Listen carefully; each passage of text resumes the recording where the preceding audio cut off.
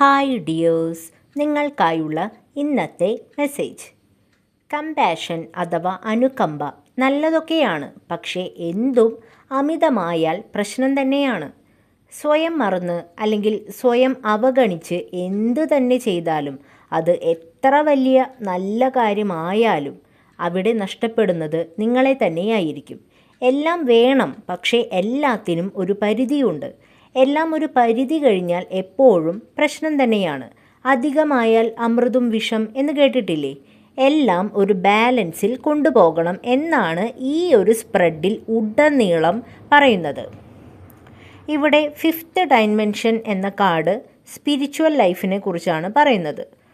അതുപോലെ കോപ്പറേഷൻ എന്ന കാർഡ് പറയുന്നത് നിങ്ങളുടെ മെറ്റീരിയൽ ലൈഫും സ്പിരിച്വൽ ലൈഫും ബാലൻസിൽ കൊണ്ടുപോകണം എന്നാണ്. എവേക്കൻഡ് ആയ വ്യക്തികൾ അവരുടെ മാർഗം അല്ലെങ്കിൽ ജീവിത ലക്ഷ്യം സ്പിരിച്വാലിറ്റി മാത്രമാണ് എന്ന് ഒരിക്കലും തെറ്റിദ്ധരിക്കരുത്. ഇതാണ് കോപ്പറേഷൻ എന്ന കാർഡ് പറയുന്നത്. എല്ലാം ഒരു ബാലൻസിൽ കൊണ്ടുപോകണം. മെറ്റീരിയൽ ലൈഫും കൊണ്ടുപോകണം, സ്പിരിച്വൽ ലൈഫും കൊണ്ടുപോകണം. രണ്ടും നമുക്ക് ആവശ്യം തന്നെയാണ്. എല്ലാത്തിൽ നിന്നും ഡിറ്റാച്ചായി സന്യാസം സ്വീകരിക്കേണ്ട ഒരു സാഹചര്യം നിങ്ങളിൽ ഇപ്പോൾ തൽക്കാലമില്ല.